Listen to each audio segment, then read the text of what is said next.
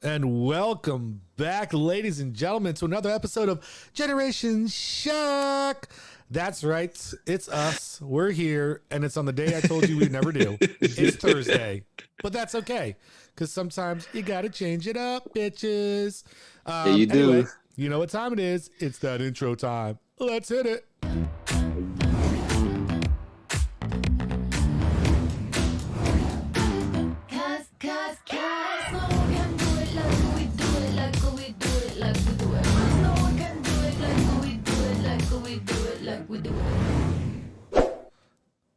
That's right. That's right. That's right. As always, don't forget, subscribe, hit the notification bell, and be sure to like us.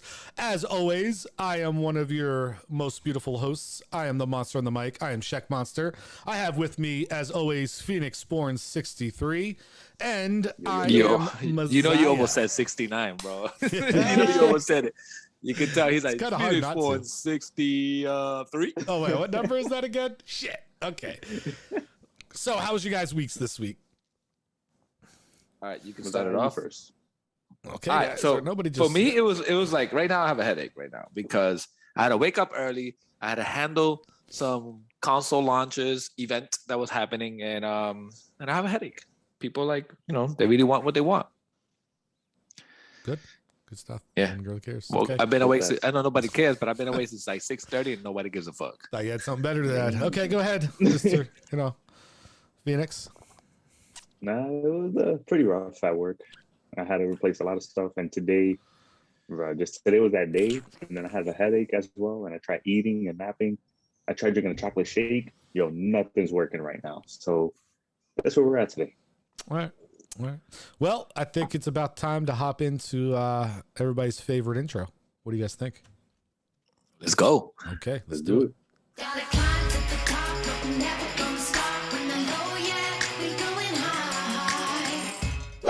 That's right. Once again, don't forget to subscribe, hit that notification bell, and be sure to like us. Anyway, it's a monster week in sports, and I'm a little disappointed in myself because there is something that monstrous happened this week in sports, like mind-blowingly epic, like world-shattering in sports, and I did not have the photo to put up. And I'm a little disappointed. It's been a long day. I've had a lot of things going on in my personal life. That's why we didn't come on yesterday. So unfortunately, I don't have the photo to show. So I am very disappointed for myself in that, but I'll go ahead and tell you about it. So I went out yesterday and I played a really, really nice golf course here in New Jersey. I knew you was going to bring that up. This is earth-shattering stuff, right? And so I go out and I play with a couple guys from work, and we, two of them I always play with. The other one I haven't played with before, but this is like a $130 course. It's supposed to be very difficult, and I've never played it before. And so we went out there. And I was like, all right, let's see how it goes. So first hole, I get up there and I get a bogey. No big deal. I'm happy to get a bogey on the first hole. Next hole, freaking 4 over, right? I'm like, okay, it's going to be one of those days. Like, no chance of breaking 100. It's just not going to go my way. Next hole, I bogey, right? Hole after that, I triple bogey. It was a par 3. I got a 6. I'm like, okay, yeah.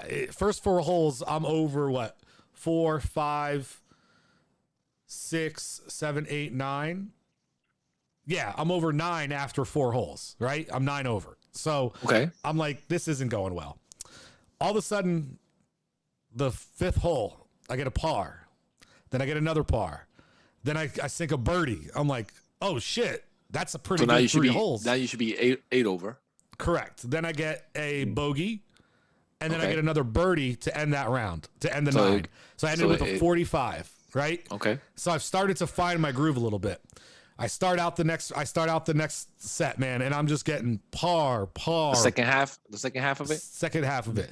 Par, bogey, birdie, par, like just come out from hole 5 until hole 6 through 16, which is a 12-hole span. I was even par in golf, but mind you, I was already 9 over from the first 4 holes. I ended up double bogey in the last 2 holes to end up shooting an 86, which is a lifetime, what is it called? A career low. And so I went out there and just had 12 holes of absolute superb dominance. and a couple other holes that I didn't quite do so. I was shooting so good. The guys were like, dude, you could have shot almost 80 today. Like, you think about it, a 4 over on one, a 3 over on another. Like, if you would have just cleaned that up a little bit. But man, I was dropping like 8 to 10 foot putts for birdie, for par. Dude, there was this par 3 and everybody's like, yeah, you can't go for that. It's too risky because there's all this water and everything. There's a very short landing part on the green. And I'm just like, fuck it. What do I care? I'm going for it. Boom. I just knocked that bitch. Drop. Everybody else is like trying to get onto the green. Like, dude, just dominated. I destroyed You was in the zone, bro. Nobody else even hit 100. Okay. Which is, I'm usually around like their type of golf. But bro, I just dominated, and I had the one. You're like, this is my goodbye gift. Oh my goodness! Well, don't say that. Let's not talk about that yet. That's nothing's going on. People may watch this. They don't want to be spreading rumors out there. Check Monster. All I heard was when you were in hole 5 to like 16 or whatever. You know that analogy when you're gambling at the casino and you're already down, and you're like, hey, I'm up by down 200. That's all I heard going forward. Listen, I was like, well, he ain't gambling, man. Nah, man, but I went out there and I dominated, and it was a great feeling. We went to the restaurant afterwards, and they're like, dude, you got to celebrate. They're like, you played completely lights out golf. These guys are like, because 2 of them I play with all the time. They're like, dude, you were in a freaking zone. So we got a nice glass of Swing. Have you guys had that liquor before, Swing? Mazai, I think you had it because I think it was at my going away party. It's the bottle that sways back and forth. Maybe not. I don't know. I know I drank it before, but we had a glass of that. There's like $14 a glass, which wasn't. It's because it swings that much. No, it's because it's aged on a boat. Nice. On a what? On a boat? On a boat. On the water. Okay. And so the bottle itself also sways. It's not it doesn't just stay there. You can like, if you touch it, the bottle like sways. It's fucking dope. So you pay more for that? Yeah. It's high class shit, bro. Come on, get the fucking out of here. You're gonna be my fuck out of here this week. You keep that shit up. I could sway something in front of you. It'd be cheaper. Oh, listen, what you got, I don't want you swaying. Besides that, a lot of injuries in the NFL this week. It goes like this. I don't know. Did you guys hear about Carson Wentz this week in football? Yeah, he's injured. Like the prediction I was gonna make at the early of the season, I was like, it's not about him being injured. He is the first player in any sports anywhere in history to sprain both ankles. He just quit. How like, the fuck do you sprain? Did he just get a new contract? Both ankles. Like, you didn't sprain one, you sprained both of them. Did he just get a new contract? Yeah, no, I don't know if he got a new contract. He got traded. Yeah, but he got good money though. Yeah, well, that was a couple years ago. He still had that good money, and he's still in the same contract, but he got traded. But how the hell do you go around and do you freaking fuck up 2 ankles at the same time? Like, I don't know. Answer me that. Riddle me that one. Just completely crazy. That shit is crazy. I was like, he's injured again? Jesus. Thursday night game, last Thursday, not today, was the most watched Thursday night game in the NFL in the past like 4 years. It was the Giants and the Redskins. It had the most streaming, most live views, most everything. And destroyed. The Giants and the Redskins played last week? Last Thursday. Shit. And it was the highest viewed game. You guys win or lose? We lost at. Did you hear about how we lost? No. So stupid. So first of all, Daniel Jones throws a dime to Darius Slayton down the middle, which he drops the ball for a touchdown, right? Anyway, we get it to the end of the game. Okay, they have to kick like a 50-something yard field goal to win it. Yeah. Okay. All of a sudden, the kick's up. It goes no good. Yeah. Crowd goes wild, right? Damn. Guess what? The nose tackle on special, like, who the fuck are you idiot? The nose tackle jumps off sides. Goes offside, yep. They get a 5-yard penalty. They get to re-kick the ball. They kick the game winner. This time is to fucking send us home. Sons of bitches. You knew about it too, didn't you, asshole? Yeah. You just wanted to hear me suffer. You son of a bitch. Oh my goodness. Yeah, it was not a good look for the Giants. Yeah, it was. No. So it's going to be that type of season. Yeah, but obviously it's going to be one of the most watched games. One is Giants, their history and their fan base. also I think it's a pandemic, bro. We're out of the pandemic. Okay, so let me ask you this. Then why wasn't the opening Thursday night game set records? It didn't set any records. Who was it? It was Tampa and Dallas. And Dallas. Okay. Dallas is one of the biggest markets in football, and Tampa Bay is a Super Bowl champion. I don't know why. We're talking about two mediocre teams that played, and they had the most views. You said two mediocre teams. Very mediocre. That's fucked up. You sound like Stephen A. Smith. How about them Cowboys? Listen, you're talking about the Washington Redskins, who have a backup quarterback playing, and the Giants, who are stuck with Dave Gettleman, who just sucks as a GM. So don't even get me started there. Yeah. Shit. Other than that, wasn't anything too crazy, except, like I say, quarterbacks dropping left and right. Players are dropping left and right. I mean, the injuries are just crazy. Yeah. McCaffrey got hurt in the first quarter of tonight's game. He's out with a hamstring for the rest of the game.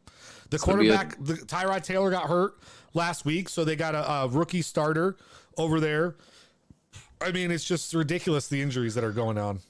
Yeah, it's crazy. A plague. It's a plague. Hey, did you get that picture I sent you about the pay difference? Yeah, I think that needs to be a real topic, not a Monster Week in Sports topic. Okay. So we'll talk about that one. We'll do that some other time. Then. Yeah. And then the other thing, the Ryder Cups this weekend. Do you guys know what that is? No. I know Nate doesn't. Mazai, you probably don't either. It's a golf tournament. So what they do is they okay. Now I remember. I asked him and he says no. Now I remember because I was like, well, then why did you say you don't know? I'm trying to remember. I was like, oh, then when you said it's a golf, I was like, okay, now it makes sense. Yeah, so it's a golf tournament where they play countries and stuff, and they have but there's different types of play. So they have like match play, which is like one person hits a ball, the next person plays that ball, like it's a twosome, and then and so it's like the U.S. versus Europe type of thing. So you have two players from the U.S. and two players from Europe, and then they have a foursome later on as well, where you just best lowest score wins. We're talking about golf, huh? You're talking about golf? Yeah, like two-sums and four-sums. Yeah. This is starting to become interesting. Yeah, dude, the Ryder Cup is really it's not just everybody goes out and plays. This is like your teams. You have teams and you have teammates and stuff, and it's really cool. Like Phil Mickelson's one of the captains, so he gets so they pick up where the other guy dropped the ball. So when he hits it, the ball goes 200 yards. The other player has to play that ball. Yep. Takes it from there. Correct. That's interesting. That's one of the ways they do it. That's one of the tournaments. Was that the you said it's about to start, right? Yeah. Okay, because I know last week it might have started today, or maybe it starts tomorrow. I can't remember, but it's coming on. It's on this weekend. I know during the U.S. Open, they were talking about golf, and they were talking about this guy that he's teamed up with somebody. He hates to be teamed up with people because he swings good or he's good, and then he would have to rely on other people. Was there a different tournament going on? I mean, there's always in golf throughout the golf season. If you're talking about the tour is normal, right? Now there are people you get paired up with people that you're competing against, which is different. Like there's always a foursome in golf, but they're all individually playing. With this, you're actually pairing up with people to play with them. They're on your team. Okay. In the regular things, you're just paired up with people. It doesn't really matter. Like it's just about your scoring. Like that has not like. You just play your own game. This is where you guys are actually going for team scores. So like I said, when you're playing the regular golf match, there's two of you. Whoever scores better on that hole, you keep that score, right? Okay. And then the other one, the other part of that tournament, like I said, is I tee off, let's say, right? And I hit the ball. And wherever my ball lands, you have to now go up and hit the next shot. And then I hit the next shot. And then we alternate shots back and forth. Okay, that's interesting. Yeah, it's really cool, really fun. Yeah, I'll update it next week. So, and let you know how. So when you hit 86, was it during a threesome or a foursome? We had four people. It was a foursome for us. So there was there was three other guys out there with me that we were paired up with, and it was just. So you had your best game. You had your best game during a foursome.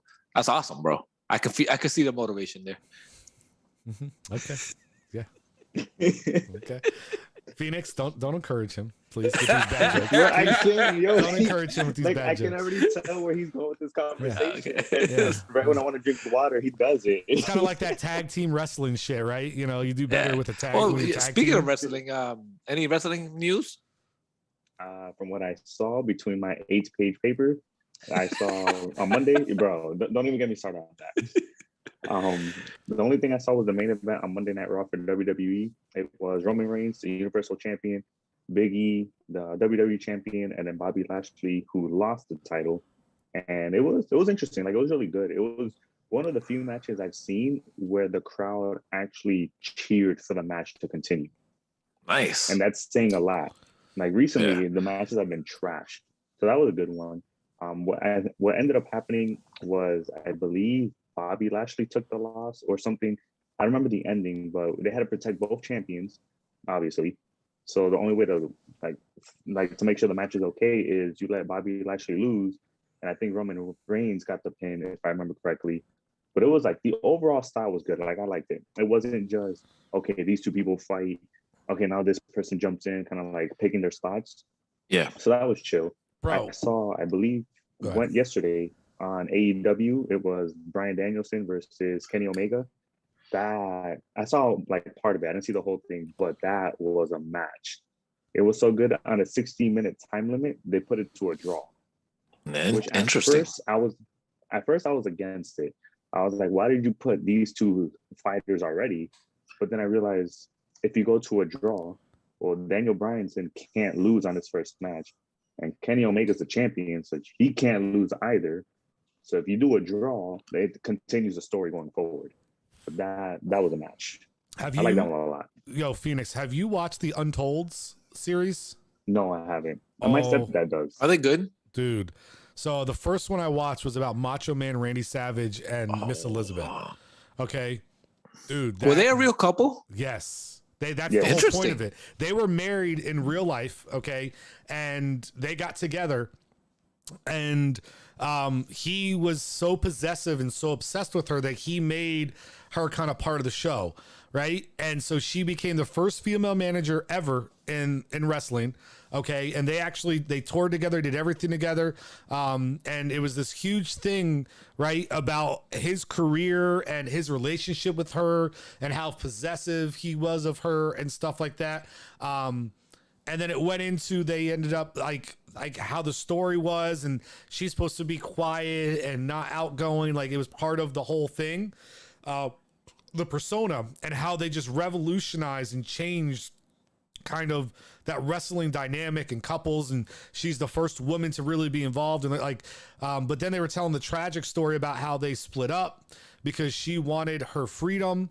And then she got with Lex Luger, but he was married at the time, but she started seeing Lex Luger, and he got into pain medication and painkillers and got her into it. Him who? Like Macho Luger. Man or Lex Luger. And because he was taking them for his body and stuff, but then she got into pills, and it talked about her tragic death at his place.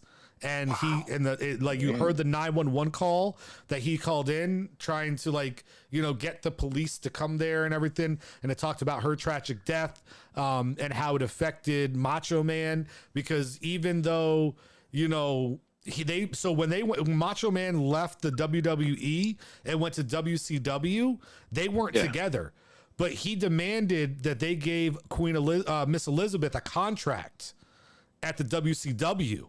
Right. And so she was getting paid like $150,000 a year because he refused to come over unless they took care of her. So he still watched over her even after the divorce and the split up. Dude, great. You're talking about Macho Man, right? Yeah, Macho Man was doing that for her. Yeah. Great series, great documentary. And then where is it at? I think it's on Hulu, if I'm not mistaken. Okay, that's interesting. And then I started watching the next one about Bret the Hitman Hart. And it was talking about how they had they're like from Canada, and they had their own, his family is all wrestlers. So literally they were showing the family picture, right? Which was crazy to think about. Every single person in the family photo, and I'm talking about like 12, 13 people. All the men were wrestlers, and every single daughter married a wrestler. Like legit wrestling family, right?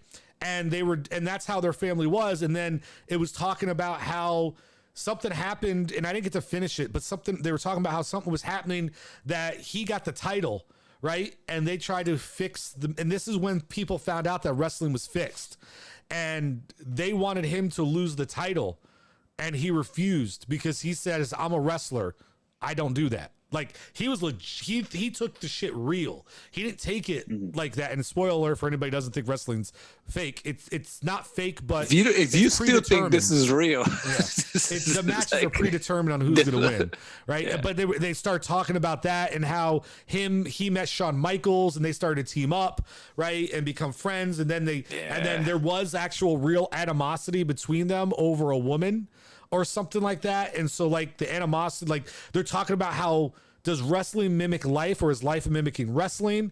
And like all this shit that you just didn't know growing up because they're all the wrestlers I loved. Dude, stellar documentaries they're putting out. I gotta watch them. You said they're on Hulu?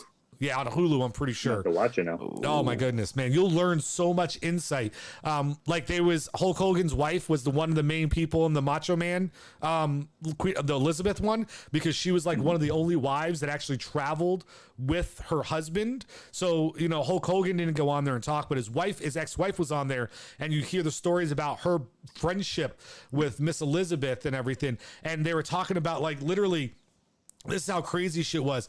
They would go out on a match, right? And they would have a wrestling match and they'd fight and they'd come back to the hotel room. And she was talking about how she used to have to take Hulk Hogan's boots and literally go into the bathtub and wash the blood off of them so he can use them for the next match on the next day or whatever, right?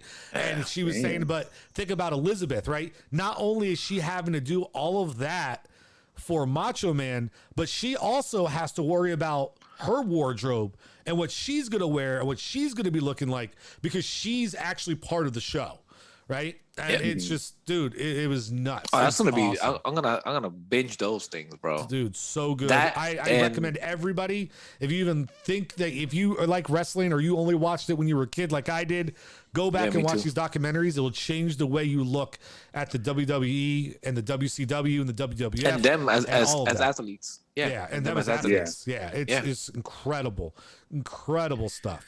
So, yeah. That's cool. Maybe we should watch some of those and then we just have a whole segment on it. Dude, I'm down. We can talk about it. I'm down. I'll watch that one. All right. Gotta add that. So, all right, let's go ahead. Let's hop in and bust out some of these topics. We just had a long Monster Week in Sports, but he's talked about wrestling and brought me. Honest to God, it's funny because if it wasn't for Nate, I never even would watch that because he's starting to talk about wrestling. I was like, let me watch something so I can relate to Nate a little bit. And, you know, because I feel bad that half the time I'm like, okay, whatever you say, I got no clue. Nah, it's chill. I be listening to you guys talk about football and I'm like, dang. Yeah. 9 minutes. I got this. All right, here we go anyway. All right, so first topic. Can we create a utopian city? That's interesting. When I read that article, I thought that was interesting. Nate, you started off because it was your topic. Time out. This is what this guy, he just pisses me off with this every time, right? Oh my goodness. Go ahead. He literally just said, when I read this article, it sparked my interest. But yet you don't want to tell any of the viewers what the hell the article had anything to do with? Well, I got to let Nate lead it off because it was his topic, and then I'll jump in. I understand, but somebody needs to describe where it came from, what it was about. Like, before you make your comments on the topic, explain a little bit more around the topic. Like, so the viewers understand what we're talking about. All right, go ahead, Nate. All right, so let me take over. I got this. Okay. So let me paint the picture of how this idea came to be. I was bored one night after finishing my assignment, and I was on Yahoo, and I was like, I was reading. I was like, okay, investing, buy this, you make $1 million, buy this, change your life. This can affect your genitals. I was like, nah, whatever. So I landed, this could affect your genitals. So I land on the article and it says the former, I believe, vice president of Walmart wants to build a utopian city. And I was like, vice president, former city, let's go. Utopian, I don't know, we're gonna read it. So it goes like this. The word utopia really means like ideal or perfect. So basically he wants to create the ideal perfect city. And he wants everything to be balanced and all that. So the location that he wants to put this, to have this perfect city where there's nothing wrong, nothing bad, everything flows, is somewhere in the desert. And I was like, okay, well, that's pretty expensive. So he goes on and talks about that. It is possible. All we have to do is bring the resources there. We have a way to combat climate change. Just have a nice, peaceful city. And it goes on and says, well, it's going to cost, if I'm not mistaken, don't quote me on it, about $400 billion. Billion. Yep. Yeah, to be able to do this whole city. And I'm thinking, damn, I don't know where to spend my life. All right, whatever. So it keeps going. So then I really got intrigued and I said, okay, well, what is a utopian city? And I found out other articles where there's people who, this is, I guess, this book called 2121. And there's different artists and different people who think what a utopian city is. So people are saying it's not just about climate change, it's really how you perceive it.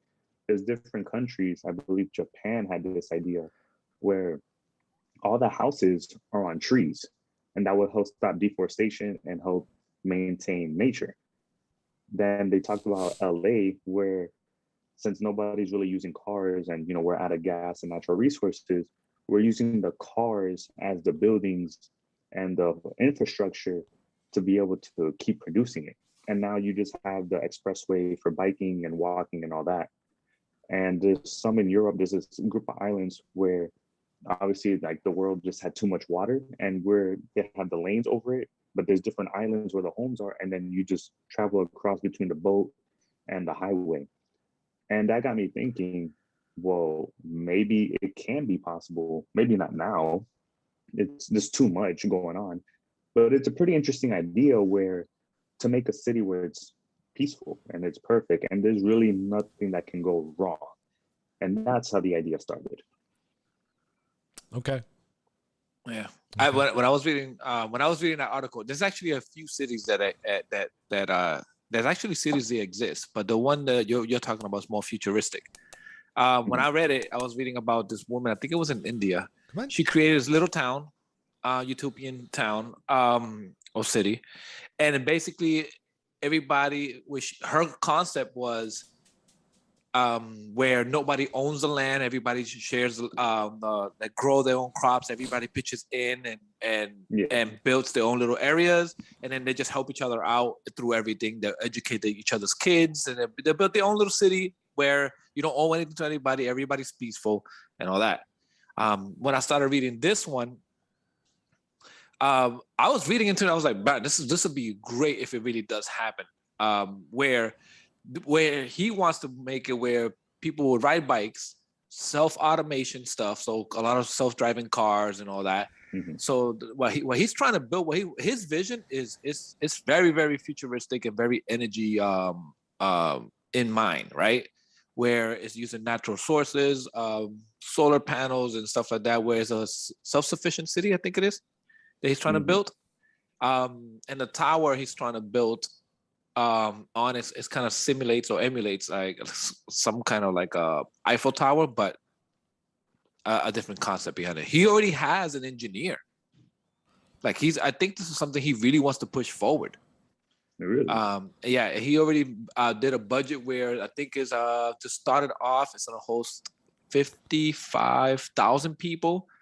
Obviously they're gonna get it going by building the structures and all that. So you need the people that are gonna work there. So they build houses for those people first, and people that's gonna build the city, and it's gonna be like 20-something million just to get it started and all that. I mean the concept's pretty interesting. Just he's already partnered up with a company to do self-automation cars, and and everything's gonna be self-driven, taxis, buses. Everything's gonna be like right there. I'm like, I can't wait if this becomes a reality. I can't wait to see it. So 2050, I think is the goal. I think that's what I read. I think I read that in the article. 2050, and he has a few states in mind. Obviously, around the desert area, in mind. And I mean, if it happens, this would be cool. But if we were building a perfect city in a futuristic city, what would it look like? That's a good question. What do you think, Checkman? See what your input is. Never would work. Never can happen. Why? Why? Man. Here we go. Okay. Number one. I want to know why. Number one. First of all, you have to make everything 100% identical, right? Every home would have to be 100% identical in every single way, in every single aspect. Really. Yeah. Let me finish. Okay. The reason being is a utopian city, for everybody to be happy, everything has to be even, right? right? So you can't have a position where you get, because listen, if I'm looking at my neighbor and they got a better house than me, I'm not happy, right? That's human nature. So unless everything's 100% identical, then people are gonna have problems. The reason why Utopian City is literally impossible and can never happen and never work. What did you say the definition of utopia was? Ideal and perfect. Okay. Human beings are not ideal and perfect. Human beings are true. always going to be flawed. So number one, you would either have to close out the entire outside world because you know there's people that are going to come in and fuck that up who are visiting, right? And number two, human nature breeds contempt, greed, anger, things of that nature. A utopian city means there's no crime, there's no hunger, there's none of that, right? But that's not human nature. So human nature, by our definition, it's physically impossible to have a utopian city because humans measure happiness by sorrow. We measure perfection by unperfection. If we don't have the things that go bad, we can never appreciate the things that will go good, which is why this city will never happen. Okay, so what if he's measuring the city in a self-sustaining city versus like how everything works well with each other? The city itself will self-sustain, and then add the human, and that will be considered the perfect city. And then not with the, when you add the humans out of it, obviously they're gonna fuck it up. But I'm saying as far as the city itself in itself is utopia. Because here's the other thing, not right? not the Here's citizens the other in thing, it, right? Not the residents in it. The So city in itself. Who gets to move into this utopian city? Well, remember at the beginning, it's gonna be the people who's gonna build it. Just Okay. like when they do, okay, that's gonna be at the beginning. Okay. Right? So So it'll be we're already laborers discriminating. and So we're already architects. discriminating.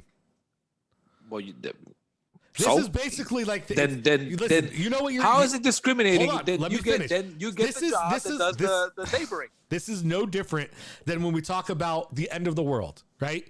And we talk about the bunkers that are in mountains in Utah.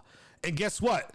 Basically, what the government said is whenever the world's going to come to an end, we are going to create a utopian environment inside this bunker because we're going to select the people we want to be able to start the world over. That's what they're doing, right? Yeah. Which means people are being left out.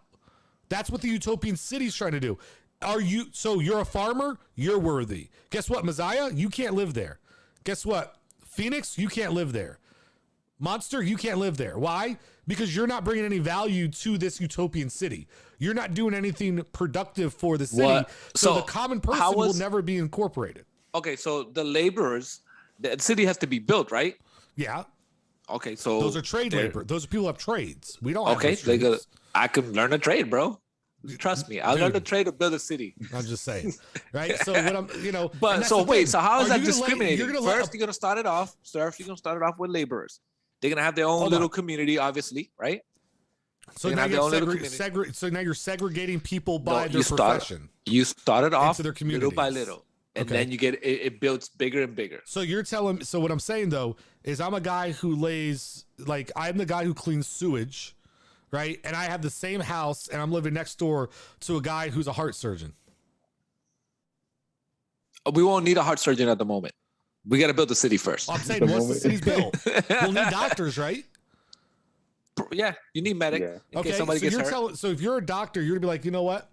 Fuck being rich. I'm gonna go make the same amount as the guy who cleans my. No, but fucking I don't think the city, the utopian city, is this. Yeah. I think you're translating it. But that's what makes it a wrong. utopian city because the whole point No, of it is it's perfect. A perfect city is Perfect, there's no. the perfect city, like the city in Hold on. itself, the structures, Yeah, so the that's what the infrastructures, article is. that not the people in it, because we know people are fucked up. I don't. There's not the Like when people in we it. talk about utopian city, there's things that are going to be left out. So in every subsection of every city I've read, they never talked about currency. They never talked about stuff like that. So it's gonna obviously. But you you're do saying- have a point, Shaq Monster. You have a point where discrimination is going to be involved. But what you would have to do is change an entire generation's view to say, hey, this is how a city is going to work. We're not really going to rely on monetary value. It's going to be on commodities, and that's how the city works. That's my point, though. Granted, That's my point. So you're trying to bring people in to change thousands and thousands of years. Like, you got to remember, you're talking about going backwards in time. You want people to revert that what we've evolved to. You want them to de-evolve. That's what you're saying. So you're thinking we're going to bring people in and they're going to be willing to de-evolve in their human evolution.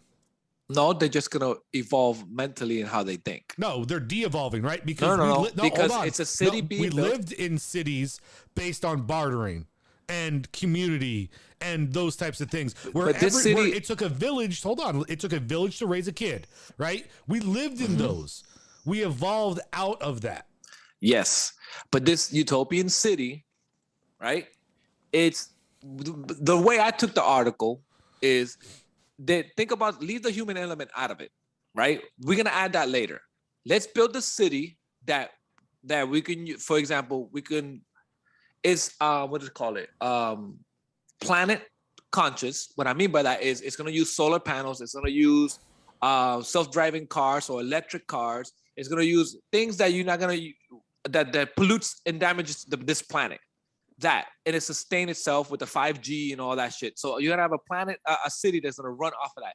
Then add the human element after. So I think what the article was trying to say is this futuristic city is gonna self-sustain. It's gonna be conscious about Earth and all this pollution shit, and that's why they call it a utopian city, because it's gonna pretty much, the city itself is gonna take care of itself without damaging Earth, basically. Okay. And you add the human element, yes, we all fucked up. Yes. That's my point. We're going to be throwing up, polluting by throwing up. The only way the city's utopian is as long as you don't have people. Because the second you add people with their waste and their garbage and their overuse of water, they're going to re-damage the environment. But you got to understand that Gen Z thinks differently, and already differently than what we grew up thinking and behave the way. Every generation wants to do something different than the generation before them. Big fucking whoop. At the end of the day, they're going to wake up and realize that, you know what? This mentality isn't going to pay my fucking bills.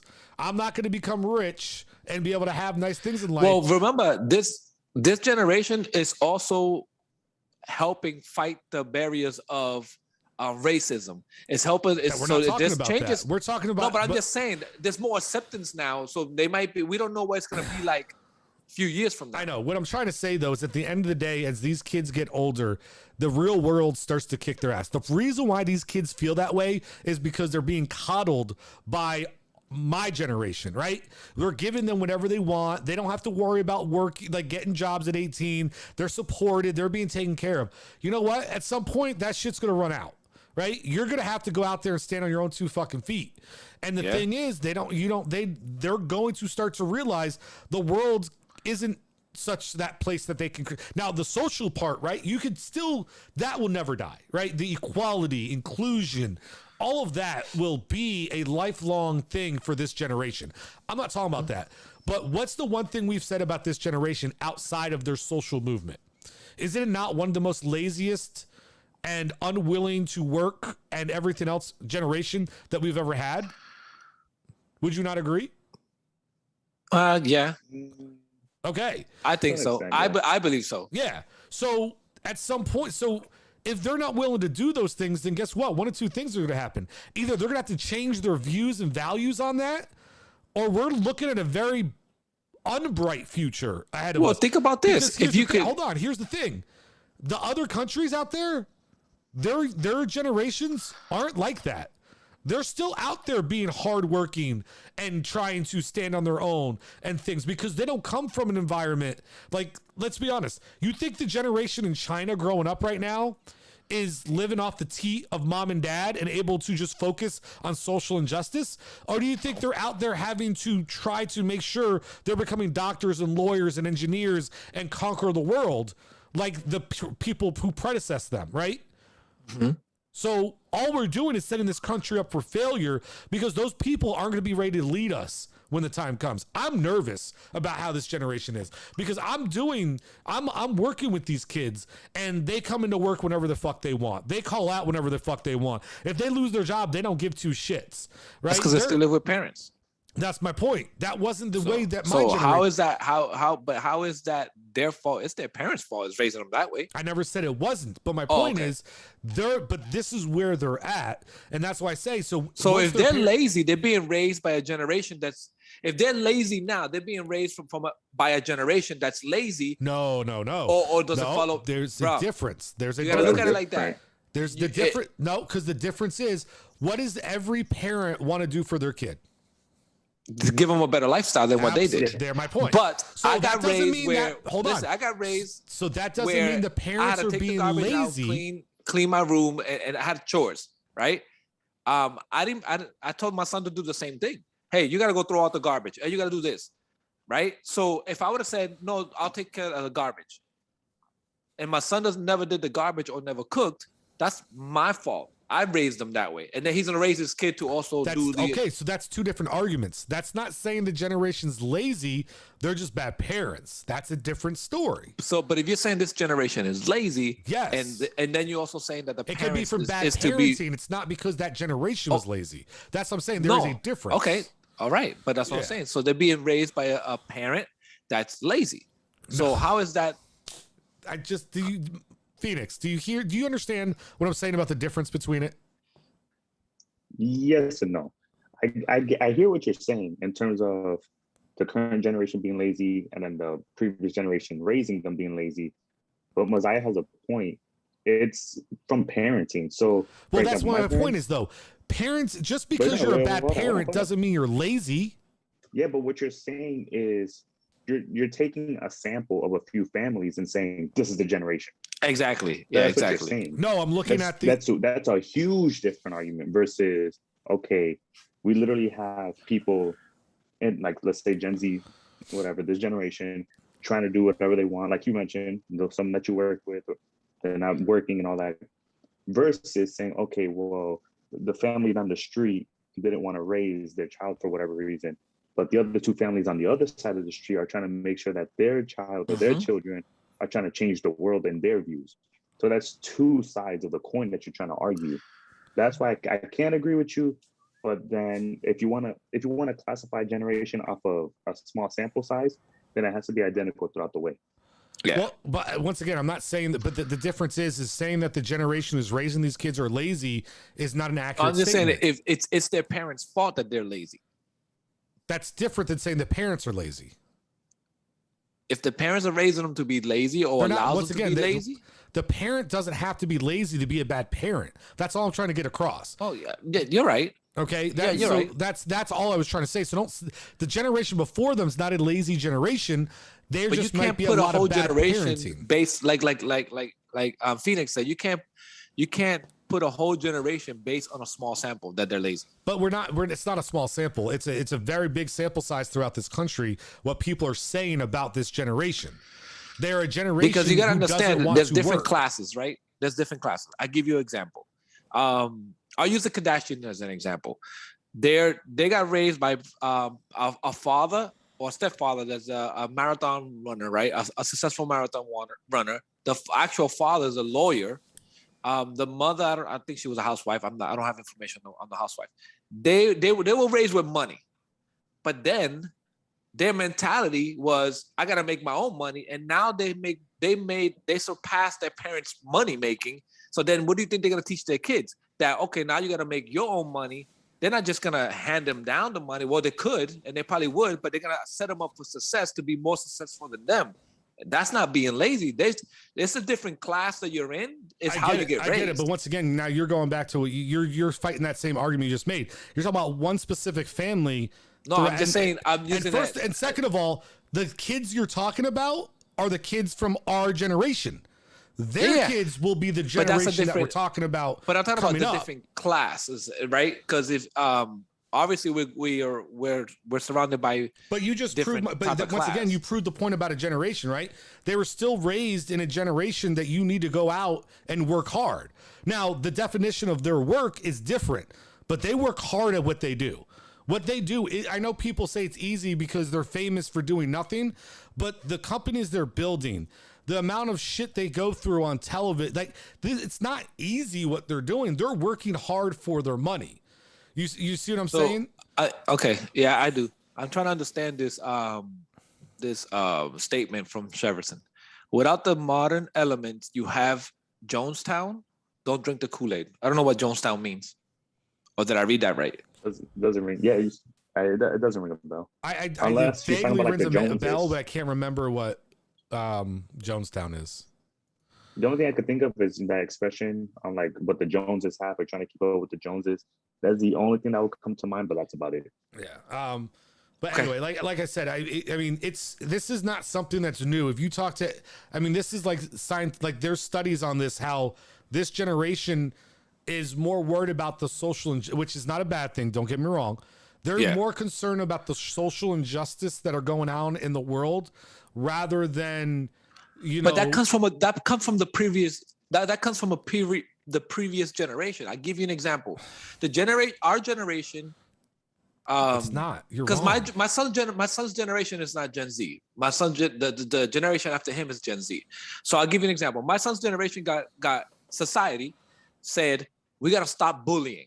Bullying is a no, one strike, right? And then there was a big movement on that. Remember that movement of bullying became a big thing, and then the minute somebody gets bullied, the teacher, everybody was like, nipped it immediately in the butt and got rid of it. One strike, that's it.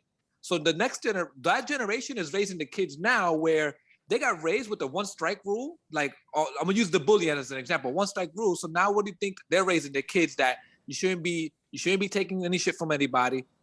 Bullying is incorrect. So think about that. It's what it creates in their mind.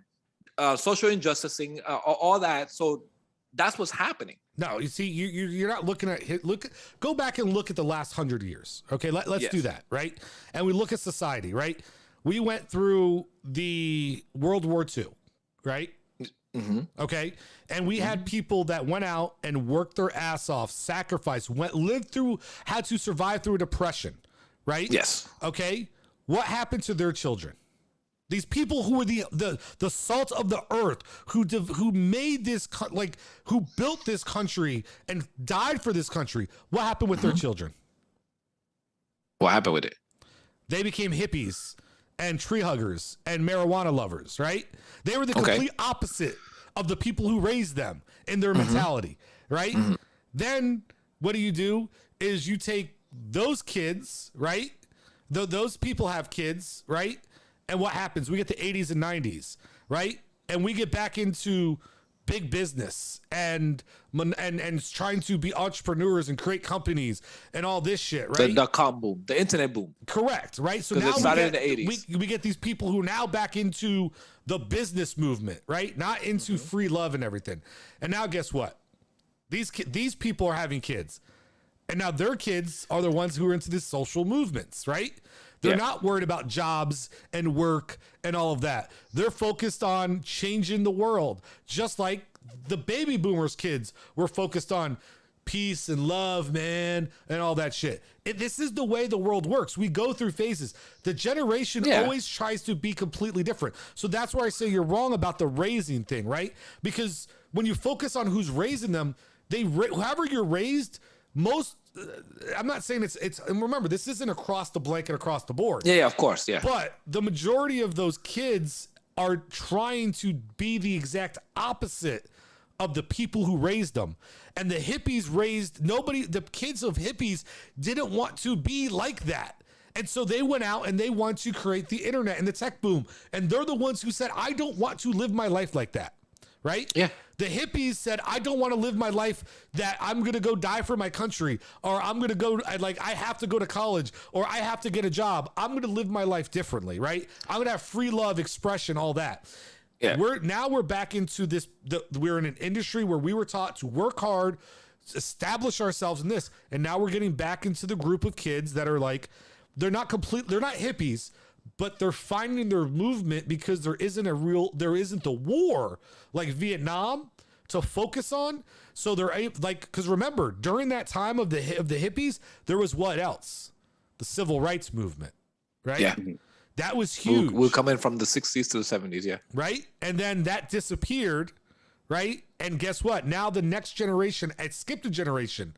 And now this generation is getting back into civil rights and things of that, right? It's just repeats Yeah, itself. but the thing that every generation calls the next generation lazy. Because I remember when the only one that never did for that my probably generation, was the hippies, but yeah. But I remember for my generation, the people older than me were like, "You kids are just lazy and not doing anything." Well, that's because it's true. That's why I said I'm curious to see what happens, because what happens is these generations hit a breaking point where you no longer can sustain yourself that way.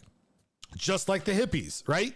The hippies had to grow up or they weren't going to be able to survive. Now, some of them never did, but the majority of them became a part of society again, right? And I'm not saying these kids aren't part of society, but these kids are going to have to change the way they look at the world when it comes to the work environment, because they're not going to have a choice in the matter anymore, because they're the ones who are now having to provide for a family, right? It's a lot different once you have that kid and mommy and daddy ain't going to take care of you all the time. You're going to go out there and you're going to have to get a job. You're going to have to work, and you're going to either set yourself up for a good job or a bad job, but you're going to be out there in the workforce and having to and you're going to change your views and your values. The social part of it may never change, because guess what? The peace and love part of a hippie never changed. They still fought for civil rights. They still fought for those equalities. They were still against the Gulf War, right? And all that shit that happened. They didn't like any of those wars, but they weren't the movements they had, because they also understood, I'm going against the gut. Like some of those things could hurt my family and my future and my job, that they're not out there stomping the streets like they once were. Yeah. Charlton, I keep saying her name wrong. I'm so sorry. I don't do this on purpose. It's just I suck at pronouncing. Jamestown is a cult that promised Utopian and Guyana, but it wasn't Utopia, and the leader Jim Jones made the people drink flavored poison. Hence the phrase he was developed. Don't drink the Kool-Aid like 1,000 people. Yeah. So but that's here nor there. We got on a tangent. We got on a rant. We're not going to even get into the other topics tonight. No, we're not. I was going to say, see, with these two topics, we're good. Because you guys just I know I'm blanketing, and I'm not saying every, one of this generation, but the difference, and I think this is why we say they're lazy. And I get, maybe this is where you're right. It's the old person yelling at the new person. Yeah. So, I guess in all reality, what we consider hard work is different, because there's a different type of work, right? It is. You're 100% right. And that's where you guys, your argument should have been. And this is why I try to give you guys an opportunity to combat me, but you don't. So look at you. So I'll go ahead and combat myself. So I'll combat myself real quick before we wrap it up. So the reason why we think they're lazy is because we're out there grinding and getting our hands dirty and having to do backbreaking work, where these kids are able to work hard by developing software, or by sitting behind a computer and buying cryptocurrency and doing trades, right? And shit like that. But in all reality, there's a lot of hard work behind it, right? Of course. If if Phoenix Born's going to be a day trader, there's a lot of work for him to get to that level. But it's not. He wants that Lambo. But it's not that work that is necessarily seen by the everyday person, and it's not necessarily something he's going to go to a normal school for, right? You can learn a lot of stuff with computers, internet, YouTube. I mean, hell, man, we got people making. Listen, there's 3 people right here trying to do the same damn thing, right? We're trying to become millionaires by YouTube. Like, excuse me, my throat is killing me. To add on to you, basically to add on to your point, and I was trying to get it across, but you and Messiah were going off, and I was like, yo, I'm not even trying to jump in. No, you said you wanted us to leave because you weren't feeling good. So, then I was doing good. So, yeah, you do have a point with the word changing overall. And I think that's what happens with every generation, where every generation, which is 40 years, is going to define their version of work. So we go back to World War II, nothing but straight hard labor. And we're forever grateful for that. The hippies, they were just having fun and all that. And then they eventually switched to everything. We get to the .com era. And now people are realizing, okay, well, we don't need to kill ourselves to do all this. We can just do it digitally. Yeah. And then, of course, the .com bubble exploded. Then people are like, oh, this is crazy. This is insane. Now we fast forward 20 years. And now we rely on technology so much, which now begs the question, if this generation is going to be considered lazy, well, why think that the old generation doesn't want to adapt? Because if you don't want to adapt, then the new generation is going to find a way to take those resources. And it does sound fucked up, but that's how it's going to be. And then once we get to the next 40 years of the next generation, then we're going to say, okay, well, now you're lazy. But in reality, they're trying to find a way to progress the world further without using other resources, without damaging the planet. So everything you say is 100% correct. And I'm going to end this on this, though. What you're also saying, though, is you're creating WALL-E, the movie WALL-E. Okay. That's what's happening. Well, laziness has nothing to do. Then it goes to hold on. Don't say it because I know what you're going to say. Go ahead, though. No. The point you use, well, when you use WALL-E, what are you talking about exactly? As the more advanced we get with technology, the more the human race becomes reliant on it, and the lazier we become as a human population. But how? Okay, see that's I figured it was gonna be that. We'll save that for a different day because it's a big episode. Topic. I get that a lot at work, where at work people was like, technology just makes you lazier. And I'm like, no, it doesn't. You choose to be lazy. Technology is supposed to, it's improving it's designed to make your life easier and better so you can focus on what you really have to do. You choose not to do the exercise. That's not technology's fault.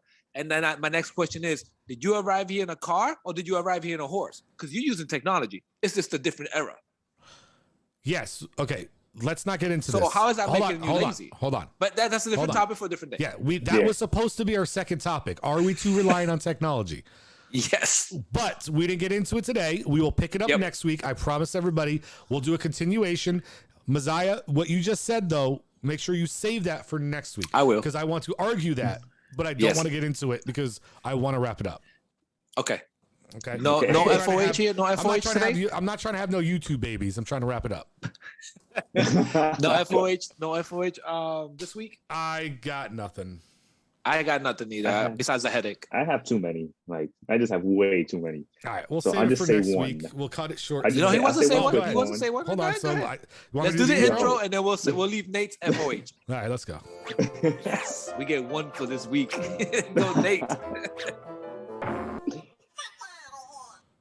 All right, go ahead, Nate. Dog.